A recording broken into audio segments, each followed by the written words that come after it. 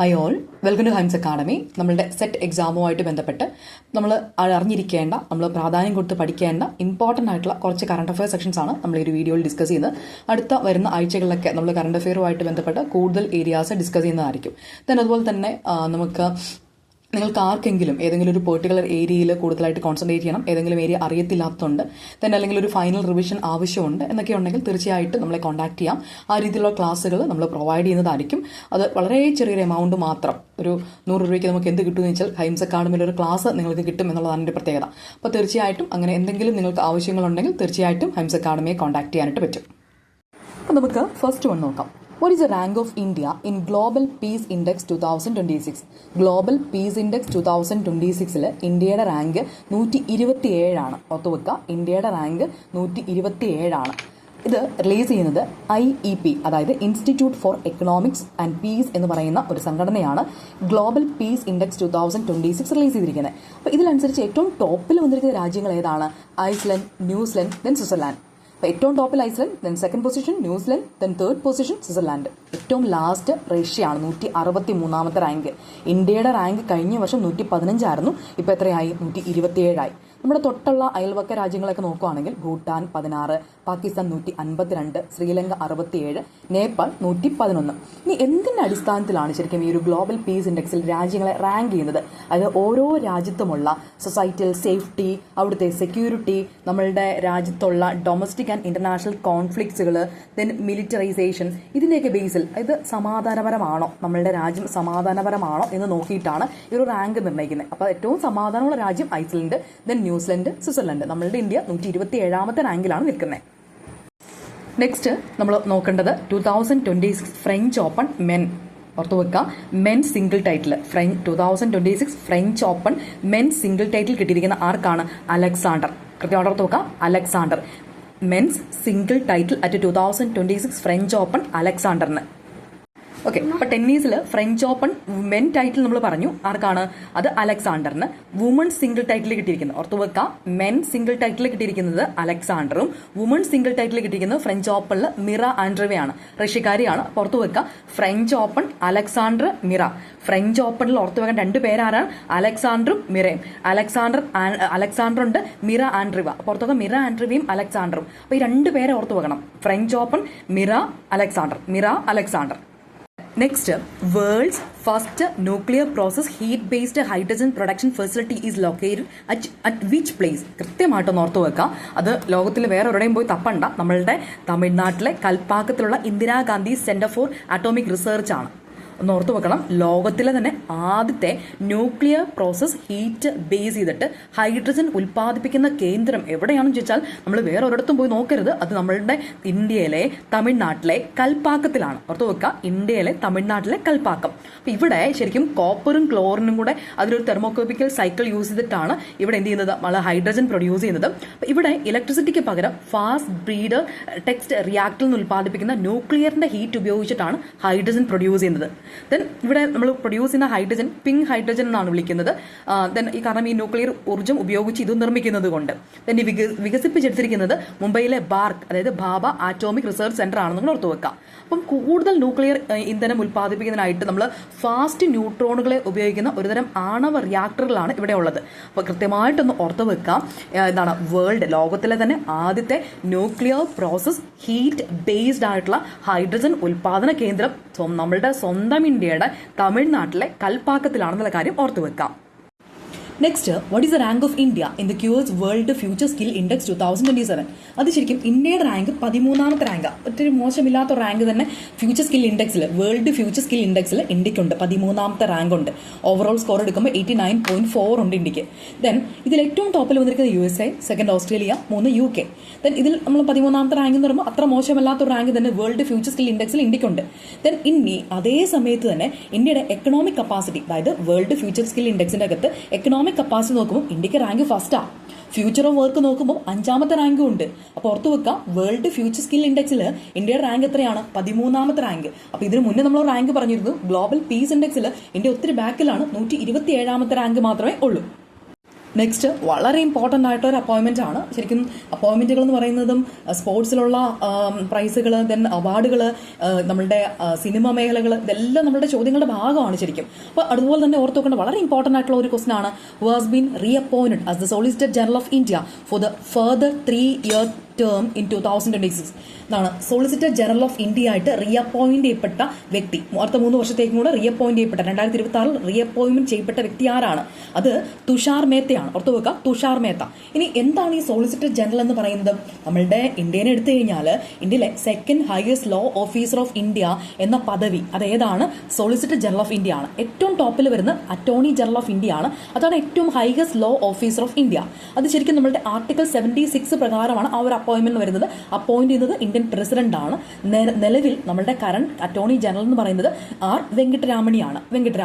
Then ഇവിടെ new appointment ഓർത്തു വെക്കേണ്ടത് ആരാണ്? Solicitor general of India. അതായത് നമ്മൾ ഈ പറയുന്ന അറ്റോർണി ജനറൽ ഓഫ് ഇന്ത്യയുടെ തൊട്ട് താഴെ അറ്റോർണി ജനറൽ ഓഫ് ഇന്ത്യ ആണ് ഏറ്റവും highest law officer of India എന്ന് പറയുന്നത്. അതിന് തൊട്ട് താഴെ second highest law officer of India ഉണ്ട്. അതാണ്. നെക്സ്റ്റ് നമ്മൾ വളരെ ഇമ്പോർട്ടൻ്റ് ആയിട്ടുള്ള ഒന്നാണ് best male athlete of the year at the Indian athletic award 2025. അപ്പം ഇത് നമുക്കൊരു ഓർഡറിലൊന്ന് ഓർത്ത് വെക്കാം. ഇന്ത്യൻ അത്ലറ്റിക് അവാർഡ് 2025 എന്ന് പറഞ്ഞാൽ അതിന്റെ ഫസ്റ്റ് എഡിഷൻ ആദ്യമായിട്ടാണ് ഇങ്ങനെ ഒരു അവാർഡ് നമ്മൾ സ്റ്റാർട്ട് ചെയ്തിരിക്കുന്നത്. അപ്പോൾ ഇന്ത്യൻ അത്ലറ്റിക് അവാർഡ് 2025 അതിന്റെ ഫസ്റ്റ് എഡിഷൻ ആണ്. ഓക്കെ, അതിൽ best male athlete of the year ആയത് മറ്റാരുമല്ല, നമ്മളുടെ നീരജ് ചോപ്ര. ജാവലിൻ ത്രോയിൽ ഒളിമ്പിക്സിൽ മെഡൽ നേടിയ നീരജ് ചോപ്രയാണ് ബെസ്റ്റ് മെയിൽ അത്ലറ്റ്. ഇനി ഫീമെയിൽ അത്ലറ്റ് ആണെങ്കിലോ 2025 ബെസ്റ്റ് ഫീമെയിൽ അത്ലറ്റ് എന്ന് പറയുന്നത് പരുൾ ചൗധരിയാണ്. അത് പുള്ളിക്കാരി എന്തുമായിട്ട് ബന്ധപ്പെട്ടാണ്? ഓട്ടക്കാരിയാണ്, റണ്ണറാണ്. അപ്പോൾ ബെസ്റ്റ് എമേർജിംഗ് മെയിൽ അത്ലറ്റ് ആണെങ്കിൽ ഷഹനവാസ് ഖാൻ ആണ്. Then life time achievement award കുറച്ച് പേർക്ക് കിട്ടിയിട്ടുണ്ട്. നമുക്ക് ഓർത്തിരിക്കേണ്ട 2 പേരുണ്ട്, PT ഉഷയും അഞ്ജു ബോബി ജോർജിനും. ഈ പറയുന്ന ഇന്ത്യൻ അത്ലറ്റിക്സ് അവാർഡ് 2025 വെച്ചിട്ട് ലൈഫ് ടൈം അച്ചീവ്മെന്റ് അവാർഡ് കിട്ടിയ 2 പേരാണ് PT ഉഷയും അഞ്ജു ബോബി ജോർജ്. നെക്സ്റ്റ് ഓർത്തു വെക്കേണ്ടത് which Indian institute topped QS world university ranking 2027. QS world university റാങ്കിൽ ഏറ്റവും ടോപ്പിൽ നിൽക്കുന്ന യൂണിവേഴ്സിറ്റി എന്ന് പറയുന്നത് MIT ആണ്, USA-യുടെ. അതിന് വലിയ മാറ്റമൊന്നുമില്ല, അത് ഇപ്പോഴും നിലനിൽക്കുന്ന ഏറ്റവും ടോപ്പ് പൊസിഷൻ മെയിൻറ്റെയിൻ ചെയ്യുന്ന ഒരു യൂണിവേഴ്സിറ്റിയാണ് USA-യുടെ MIT എന്ന് പറയുന്നത്. ഇനി രണ്ടാമത് ഇംപീരിയൽ കോളേജ് ലണ്ടൻ. അതേസമയത്ത് രണ്ടാമത്തെ പൊസിഷൻ ഷെയർ ചെയ്യുന്ന മറ്റൊരെണ്ണമുണ്ട്, നമ്മുടെ USA-യുടെ തന്നെ സ്റ്റാൻഫോർഡ് യൂണിവേഴ്സിറ്റി എന്ന് പറയുന്നത്. ഇനി ഇന്ത്യയുടെ റാങ്കിലേക്ക് ചെല്ലുമ്പോൾ ഇന്ത്യക്ക് 118ാമത്തെ റാങ്ക് മാത്രമേ ഉള്ളൂ.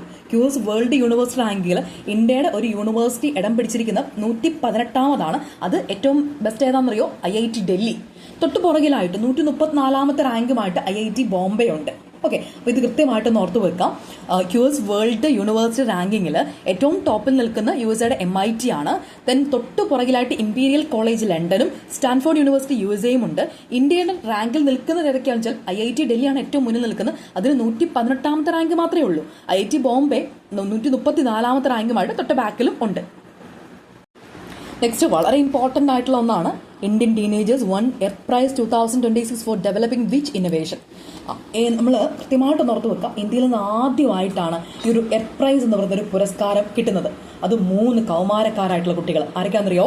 വിവാൻ ചൗചരിയ, അരിയാന അഗർവാൾ, അവ്യാന മേത്ത. ഇവർ ശരിക്കും കണ്ടുപിടിച്ചതെന്നറിയോ? വെള്ളത്തിൽ നിന്ന് ഈ മൈക്രോ പ്ലാസ്റ്റിക്കുകൾ നീക്കം ചെയ്യാനായിട്ട് ബയോഡീഗ്രേഡബിൾ ആയിട്ടുള്ള പ്ലാസ്റ്റിക് സ്റ്റിക്ക് എന്ന ഒരു സാധനം വികസിപ്പിച്ചെടുത്തു. അത് എന്തിൽ നിന്നറിയോ?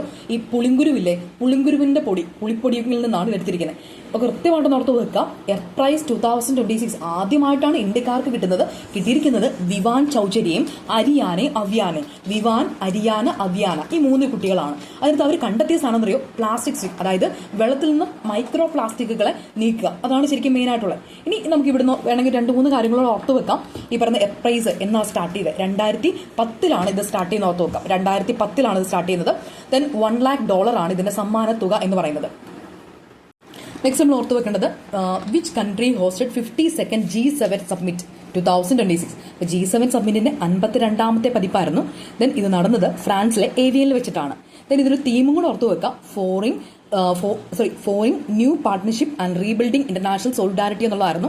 ദെൻ ഇതിന്റെ അധ്യക്ഷ പദം അലങ്കരിച്ചത് ഇമ്മാനുവൽ മാക്രോൺ ആണ്. ഏത് രാജ്യമാണോ ഹോസ്റ്റ് ചെയ്യുന്നത് അവിടുത്തെ പ്രസിഡന്റ് ആയിരിക്കും, ഓട്ടോമാറ്റിക്കായിട്ട് പ്രസിഡന്റ് അല്ലെങ്കിൽ പ്രധാനമന്ത്രി ആയിരിക്കും. അവിടെ പ്രസിഡന്റിനാണ് കൂടുതൽ ഇത്. അതുകൊണ്ട് ഇത് ഫ്രഞ്ച് പ്രസിഡന്റ് ആയിട്ടുള്ള ഇമ്മാനുവൽ മാക്രോൺ ആണ് ആ ഒരു അധ്യക്ഷ പദം അലങ്കരിച്ചിരിക്കുന്നത്.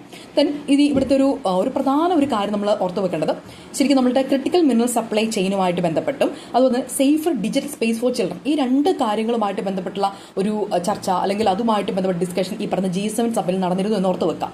ഇനി 2027 എവിടെ നടക്കാൻ പോകുന്നത്? USA ഓർത്ത് വെക്കാം. 2027 നടക്കാൻ പോകുന്നത് 27 അതായത് 53ാമത് G7 സഭ നടക്കാൻ പോകുന്നത് അമേരിക്കയിലാണെന്ന് കൂടെ ഓർത്ത് വെക്കാം. ദെൻ നെക്സ്റ്റ് നമ്മൾ ഈ G7 സബ്മിറ്റുമായിട്ട് ബന്ധപ്പെട്ട് തന്നെ ഓർത്തിരിക്കേണ്ട പ്രധാനപ്പെട്ട ഒരു കാര്യമുണ്ട്. ചീഫ് ഗസ്റ്റ് ആയിട്ട് G7 സബ്മിറ്റിന് ഇന്ത്യയിൽ നിന്ന് പോയത് ആരാ? ഇന്ത്യയിൽ നിന്ന് പോയത് നമ്മുടെ നരേന്ദ്രമോദി, നമ്മുടെ പ്രൈം മിനിസ്റ്റർ നരേന്ദ്രമോദിയാണ്. ദെൻ ഇതിലേക്ക് ഇൻവൈറ്റ് ചെയ്യപ്പെട്ട രാജ്യങ്ങൾ എന്ന് പറയുന്നത് Brazil, Egypt, India, Kenya, south Korea, Qatar, then അതിന് ഉക്രൈൻ, യുണൈറ്റഡ് അറബ് എമിറേറ്റ്സ്, ഇത്രയും രാജ്യങ്ങളെയായിരുന്നു G7 സബ്മിറ്റിലേക്ക് ഇൻവൈറ്റ് ചെയ്തിരുന്നത്. നമുക്ക് ഈ G7 ഒന്നുകൂടെ ഓർത്ത് വെക്കാവേ. G7 എന്ന് പറയുന്നത് 7 രാജ്യങ്ങളുടെ കൂട്ടായ്മയാണ്. 1975 സ്റ്റാർട്ട് ചെയ്തതാണ്. ആദ്യ സബ്മിറ്റ് നടക്കുന്നത് ശരിക്കും ഫ്രാൻസിലാണ്. ഈ ഫ്രാൻസിലാണ് ആദ്യത്തെ സബ്മിറ്റ് നടക്കുന്ന ഓർത്ത് വെക്കുക. ഇത്തവണത്തേത് എവിടെ തന്നെ നടന്നേ? 2026 നടന്നത് ഫ്രാൻസിൽ തന്നെയാണ്. അപ്പോൾ 7 രാജ്യങ്ങൾ പ്ലസ് യൂറോപ്യൻ യൂണിയനോട് കൂടുന്നതാണ് G7 എന്ന് പറയുന്നത്. ഈ G7 രാജ്യങ്ങൾ ഓർത്ത് വെക്കാൻ എളുപ്പം. അങ്ങനെ ചോദിച്ചിട്ടുണ്ട് കേട്ടോ, ASEAN G7 ഇതിനകത്തൊക്കെ രാജ്യങ്ങളിലൊക്കെ ചോദിച്ചിട്ടുണ്ട്. അപ്പോൾ ഇത് ഓർത്ത് വെക്കാനായിട്ട് ജ്യൂസ് വിത്ത് ഗ്രാൻഡ് ഫാദർ ഓർത്താൽ മതി. ജ്യൂസിന്റെ അകത്ത് ജപ്പാനും USA, ഇറ്റലിയും കാനഡയും ഇംഗ്ലണ്ടും ഉണ്ട്. ജ്യൂസ് Japan, USA, Italy, Canada, England. Then grand ഫാദറിന്റെ അകത്ത് ജർമ്മനിയും ഫ്രാൻസിനെയും കൂടെ ഓർക്കാം. പ്ലസ് യൂറോപ്യൻ യൂണിയനോട് ചേരുന്നതാണ് നമ്മുടെ G7 കൺട്രീസ് എന്ന് പറയുന്നത്. Next, which company develop the indigenous AI model വരിയ എന്ന് പറയുന്നത് ഇന്ത്യയുടെ ഇൻഡിജിനസ് വീഡിയോ ജനറേറ്റിംഗ് AI മോഡലാണ്. വീഡിയോ ജനറേറ്റിംഗ് AI മോഡലാണ് വരിയ. അത് ഡെവലപ്പ് ചെയ്തത് Avatar.ai ആണ്. ഓർത്തു വെക്കുക, അത് ഡെവലപ്പ് ചെയ്ത ആരാണ്? Avatar.ai ആണ്. അതിനെ സപ്പോർട്ട് ചെയ്തത് ഇന്ത്യൻ AI മിഷൻ ആണ്. Next, which institution develop the portable water testing device Arsen Safe എന്ന് പറയുന്ന ഒരു portable water testing device develop ചെയ്തത് ഏത് ഇൻസ്റ്റിറ്റ്യൂട്ടാണ്? അപ്പോൾ ഇവിടെ നമുക്ക് ഓർത്ത് വെക്കേണ്ടത് എന്താണ് അർസൻ സേഫ് എന്ന് പറയുന്നത്? അതായത് safe water testing device can detect arsenic contamination drinking water. വെള്ളത്തിനുള്ളിൽ അർസനിക് എന്ന് പറയുന്ന എലമെന്റ്, അതായത് അറ്റോമിക് നമ്പർ 33 വരുന്ന അർസനിക് എന്ന് പറയുന്ന ആ ഒരു എലമെന്റിന്റെ സാന്നിധ്യം നമ്മളുടെ കുടിവെള്ളത്തിലുണ്ടെങ്കിൽ അത് നമ്മളുടെ സ്കിൻ ഡിസോർഡേഴ്സും ക്യാൻസറും ഹാർട്ട് ഡിസീസ് അങ്ങനെയുള്ള വലിയ വലിയ ദോഷങ്ങൾ നമുക്കുണ്ടാവും. അപ്പോൾ അത് നമ്മൾ കുടിക്കുന്ന വെള്ളത്തിനകത്ത് ഇതുണ്ടോ എന്ന് തിരിച്ചറിയാനായിട്ട് ഉള്ള ഒരു പോർട്ടബിൾ വാട്ടർ ടെസ്റ്റിംഗ് ഡിവൈസ് ആണ് അർസൻ സേഫ് എന്ന് പറയുന്നത്. ഇത് ഡെവലപ്പ് ചെയ്തിരിക്കുന്നത് IIT ഭുവനേശ്വർ ആണ്. IIT Bhubaneswar. Next, which port emerged as India's top container port in Container Port Performance Index 2025? Container port performance index 2025 publish ചെയ്യുന്ന ഒന്ന് ഓർത്തു വെക്കണം. വേൾഡ് ബാങ്ക് അതുപോലെ തന്നെ S&P ഗ്ലോബൽ മാർക്കറ്റ് ഇന്റലിജൻസ് കൂടെ ചേർന്നിട്ടാണ് ഈ പറഞ്ഞ container port performance index publish ചെയ്യുന്നത്. അപ്പൊ അതനുസരിച്ച് ഇന്ത്യയിൽ ഏറ്റവും മുന്നിൽ നിൽക്കുന്ന പോർട്ട് ഏതാണെന്ന് ചോദിച്ചു കഴിഞ്ഞാൽ ഏറ്റവും ഇന്ത്യയുടെ ടോപ്പ് കണ്ടെയ്നർ പോർട്ട് ഏതാണ്? Jawaharlal Nehru port authority. മുംബൈയിലുള്ള ജവഹർലാൽ നെഹ്റു പോർട്ട് അതോറിറ്റിയാണ് ഏറ്റവും ടോപ്പിൽ നിൽക്കുന്ന നമ്മളുടെ ഇന്ത്യൻ പോർട്ട് എന്ന് പറയുന്നത്. എത്രാമത്തെ റാങ്കാ? 22ാമത്തെ റാങ്ക്. അതിന് തൊട്ട് പുറകെ 28ാമത്തെ റാങ്കുമായിട്ട് പിപ്പാവ് എന്ന് പറയുന്ന ഗുജറാത്ത് പോർട്ട് ഉണ്ട്, മുദ്ര പോർട്ട് ഗുജറാത്ത് ഉണ്ട്, വിശാഖപട്ടണം 104ാമത്തെ റാങ്കാണ്. അപ്പോൾ ഏറ്റവും ടോപ്പിൽ ഈ പറയുന്ന കണ്ടെയ്നർ പോർട്ട് പെർഫോമൻസ് ഇൻഡെക്സിൽ ഏറ്റവും ടോപ്പിൽ ഇന്ത്യയിൽ നിന്ന് കിട്ടിയിരിക്കുന്ന ജവഹർലാൽ നെഹ്റു പോർട്ടാണ് 22ാമത്തെ റാങ്ക്. എന്നാൽ ലോക വേൾഡ് റാങ്ക് എടുക്കുന്ന സമയത്ത് ഫസ്റ്റ് റാങ്കിൽ നിൽക്കുന്നത് പോർട്ട് ഓഫ് ഫുസോക് എന്ന് പറയുന്ന ചൈനയുടെ പോർട്ടാണ്. ഓർത്തു വെക്കുക, ചൈനയുടെ port. Next, which country one the men's under 18 Asia cup 2026 hockey title കിട്ടിയിരിക്കുന്ന ഇന്ത്യ. റണ്ണറപ്പ് ആയത് ജപ്പാൻ. തേർഡ് പ്ലേസിൽ പാകിസ്ഥാൻ. ഓർത്തു വെക്കുക, കൃത്യമായിട്ട് ഒന്ന് ഓർത്തു വെക്കുക. ഹോക്കിയിൽ അത്യാവശ്യം എല്ലാത്തിലും മുന്നിൽ വരുന്നത് ഇന്ത്യ തന്നെയാണ്. വളരെ റെയർ ആയിട്ടേ മാറി വരാറുള്ളൂ. അപ്പോൾ ഇത് ഓർത്തു വെക്കുക. Men's under 18 Asia cup 2026 hockey title കിട്ടിയിരിക്കുന്ന ഇന്ത്യ ആണെന്നുള്ള കാര്യം കൃത്യമായിട്ട് ഓർത്തു വെക്കുക. ഇന്ത്യ. ദെൻ ടോപ്പ് സ്കോറർ ആയിട്ടുള്ളത് ഇന്ത്യക്കാരനായിട്ടുള്ള ആശിഷ് താനിയാണ്. Then best player Yoga Inukai ആണ്, ജപ്പാൻകാരൻ. Next, which 2 Indians won 2026 Whitley award? Whitley award നേടിയ 2 ഇന്ത്യക്കാർ. വിറ്റ്ലി അവാർഡ് തന്നെയാണ് ഗ്രീൻ ഓസ്കാർ എന്നും വിളിക്കുന്നത്. അത് ഈ പറയുന്ന നേച്ചറിന്റെ പ്രൊട്ടക്ഷനുമായിട്ട് ബന്ധപ്പെട്ട് കൊടുക്കുന്നതാണ് വിറ്റ്ലി അവാർഡ് അല്ലെങ്കിൽ green Oscar. Whitley fund nature ആണ് ഇത് കൊടുക്കുന്നത്. 50,000 പൗണ്ടാണ് ഇതിന്റെ സമ്മാനത്തുക എന്ന് പറഞ്ഞത്. ഇനി ഇന്ത്യയിൽ നിന്ന് കിട്ടിയത് ആർക്കൊക്കെയാണ്? പർവീൻ ഷെയ്ഖും ബർക്ക സുബയും. ഓർത്തുവെക്കുക, ബർക്ക സുബയും പർവീൻ ഷെയ്ഖും. പർവീൻ ബർക്ക. ഇനി പർവീന് കിട്ടിയിരിക്കുന്നത് ഇന്ത്യൻ സ്കിമ്മർ ബേർഡിന്റെ പ്രൊട്ടക്ഷൻ. 2 ഈ പറയുന്ന ബർക്കയ്ക്ക് കിട്ടിയത് ഹിമാലയൻ സാലമണ്ടറിന്റെ പ്രൊട്ടക്ഷൻ. അപ്പൊ ഇത് രണ്ടുമാണെന്ന് ഓർത്ത് വെക്കുക. രണ്ടുപേർക്കാണ് വിറ്റ്ലി അല്ലെങ്കിൽ ഗ്രീൻ ഓസ്കാർ. ഇത് 2 വേണമെങ്കിൽ ചോദിക്കാം. വിറ്റ്ലി അവാർഡ് അല്ലെങ്കിൽ ഗ്രീൻ ഓസ്കാർ കിട്ടിയിരിക്കുന്നത് 2 പേർക്കാണ്. ആർക്കൊക്കെയാണ്? കൃത്യമായിട്ട് നോക്കുക, പർവീനും ബർക്കയും. നെക്സ്റ്റ് കൃത്യമായിട്ട് ഓർത്തു വെക്കുക, who has been appointed as the new chairperson of CBSE central board of secondary education ആണ്. 1 July 1962 formation. Then headquarters ഡൽഹിയാണ്. പുതിയ സെക്രട്ടറി എന്ന് പറയുന്നത് വരുൺ ഭരദ്വാജ് ആണ് പുതിയ സെക്രട്ടറി. നമ്മുടെ ക്വസ്റ്റിൽ കിടക്കുന്നത് പുതിയ ചെയർപേഴ്സൺ ആണ്. പുതിയ ചെയർപേഴ്സൺ എന്ന് പറയുന്നത് ലോഖണ്ഡെ പ്രശാന്ത്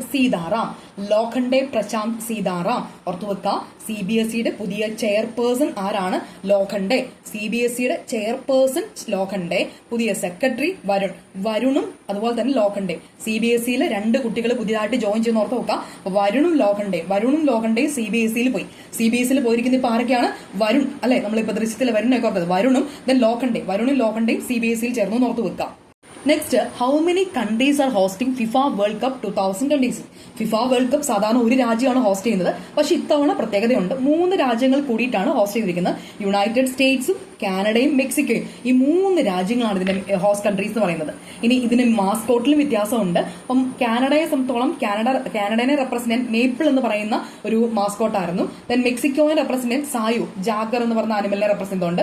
ദെൻ അതുപോലെ യുണൈറ്റഡ് സ്റ്റേറ്റ്സ് US-ന്റെ ബാൾഡ് ഈഗിൾ ആയിട്ടുള്ള ക്ലച്ച് എന്ന് പറയുന്ന ഒരു പേരിൽ അറിയപ്പെടുന്ന ഒരു മാസ്കോട്ട്. അപ്പൊ 3 മാസ്കോട്ടുകളും 3 രാജ്യവും ഉണ്ട്, 3 മാസ്കോട്ടുകളും ഉണ്ട്.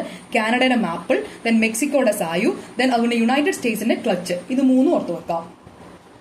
Next, how many countries are hosting FIFA world cup 2026? FIFA world cup സാധാരണ ഒരു രാജ്യമാണ് ഹോസ്റ്റ് ചെയ്യുന്നത്. പക്ഷെ ഇത്തവണ പ്രത്യേകതയുണ്ട്. 3 രാജ്യങ്ങൾ കൂടിയിട്ടാണ് ഹോസ്റ്റ് ചെയ്തിരിക്കുന്നത്.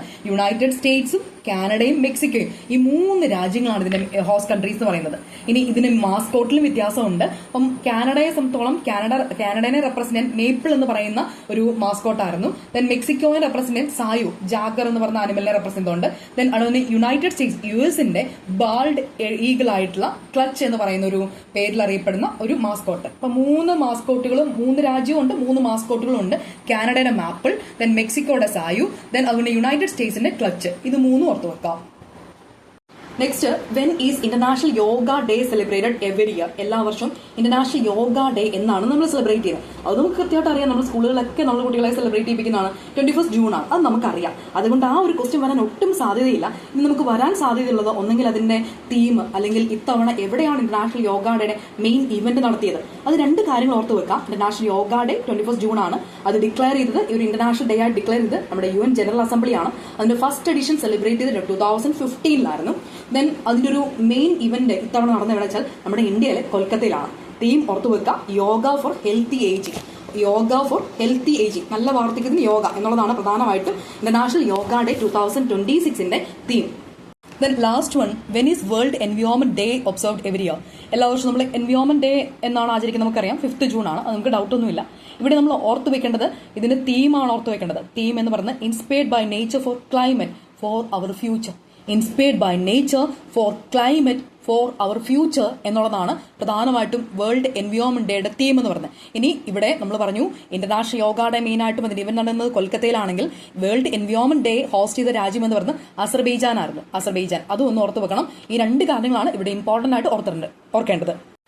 വളരെ ഇമ്പോർട്ടന്റ് ആയിട്ടുള്ള കുറച്ച് സെക്ഷൻസ് ആണ് നമ്മൾ കണ്ടുപോയിരിക്കുന്നത്. ഇനി വരും ദിവസങ്ങളിലായിട്ട് നമ്മൾ കൂടുതലായിട്ട് കറണ്ട് അഫെയർ മറ്റു ടോപ്പിക്സ് ഒക്കെ ഡിസ്കസ് ചെയ്യും. അപ്പോൾ നിങ്ങൾക്ക് ഏതെങ്കിലും ഏരിയയിൽ ഇനി പഠിക്കണം അല്ലെങ്കിൽ കൂടുതലായിട്ട് അറിയണം എന്നുണ്ടെങ്കിൽ തീർച്ചയായിട്ടും ഐംസ് അക്കാഡമിയിൽ നിങ്ങൾക്ക് ജോയിൻ ആവാൻ ഇനിയും പറ്റും. വളരെ ഇമ്പോർട്ടൻ്റ് ആയിട്ടുള്ള സെക്ഷൻസ് ഒക്കെ വളരെ കൃത്യതയോടുകൂടി പഠിക്കാനുള്ള ഒരു അവസരം ഇനിയുമുണ്ട്. അപ്പോൾ തീർച്ചയായിട്ടും കൂടുതൽ ഇൻഫർമേഷന് കോൺടാക്ട് ചെയ്യുക. ദെൻ അതുപോലെ തന്നെ നെക്സ്റ്റ് ബാച്ചിലേക്ക് ആരെങ്കിലും നിങ്ങൾ സെറ്റിന് അപ്ലൈ ചെയ്യുന്നുണ്ടെങ്കിൽ ഈ ഒരു നമ്മളുടെ ഒരു കോച്ചിങ് നിങ്ങളെ 100% ഹെൽപ്പ് ചെയ്തിരിക്കും. അത്രയും ഒരു എഫേർട്ട് നമ്മളുടെ ഭാഗത്ത് എടുക്കുന്നുണ്ട്. നമ്മൾ കൃത്യമായിട്ട് നിങ്ങളെ പഠിപ്പിച്ചിരിക്കും എന്നുള്ളത് 100% ഉറപ്പുള്ളൊരു കാര്യമാണ്. ദെൻ അതുപോലെ തന്നെ എപ്പോഴും എനിക്ക് കൊമേഴ്സുകാരോട് പറയാനുള്ളത്, നമ്മൾ എക്സാമിന് പോകുന്ന സമയത്ത് അല്ലെങ്കിൽ നമുക്കറിയാം ഇഷ്ടംപോലെ പേരാണ് കൊമേഴ്സിന് വേണ്ടി എക്സാം എഴുതുന്നവർ. അപ്പം വർഷങ്ങളോളം എഴുതിയിട്ട് കിട്ടാത്തവരുണ്ട്. അപ്പം തീർച്ചയായിട്ടും നിങ്ങൾക്ക് ഒറ്റ തവണ കൊണ്ട് നിങ്ങൾക്ക് കൊമേഴ്സ് എന്ന് പറയുന്ന പേപ്പറിന് മാത്രം ഒരു 80 എബോവ് മാർക്ക് സ്കോർ ചെയ്യാൻ നിങ്ങൾ ആഗ്രഹിക്കുന്നുണ്ടെങ്കിൽ ഹൈംസ് അക്കാഡമിയുടെ ഈ ഒരു കോച്ചിങ് നിങ്ങൾ എടുത്ത് നോക്കാം. നമുക്ക് ആപ് ത്രൂ കൃത്യമായിട്ടുള്ള സെക്ഷൻസ് ഉണ്ട്. ദെൻ അതിനെല്ലാം ഓരോ സെക്ഷനും കഴിയുമ്പോൾ ലൈവ് സെഷൻസ് ഉണ്ട്, എക്സാംസ് ഉണ്ട്, നോട്ട് പ്രിന്റ് എടുക്കാൻ രീതിയിൽ കിട്ടും. അപ്പോൾ വളരെ കൃത്യമായിട്ട് നിങ്ങൾക്ക് പഠിക്കാനായിട്ട് പറ്റും. പേപ്പർ 1 നിങ്ങൾ നോക്കിയേ വേണ്ട, ജെൽ പേപ്പർ നിങ്ങൾ മിനിമം നിങ്ങളൊരു 70 എബോവ് നിങ്ങൾ സ്കോർ ചെയ്തിരിക്കും. ഏത് ആൾക്കാരാണെങ്കിലും നിങ്ങൾക്കത് കൃത്യമായിട്ട് കിട്ടിയിരിക്കും. അത് അത്രയും കൃത്യതയോട് നമ്മൾ പഠിപ്പിച്ചു തരും. അപ്പോൾ കൂടുതൽ ഇൻഫർമേഷന് ഈ ഒരു നമ്പറിൽ കോൺടാക്ട് ചെയ്യാം. Thank you.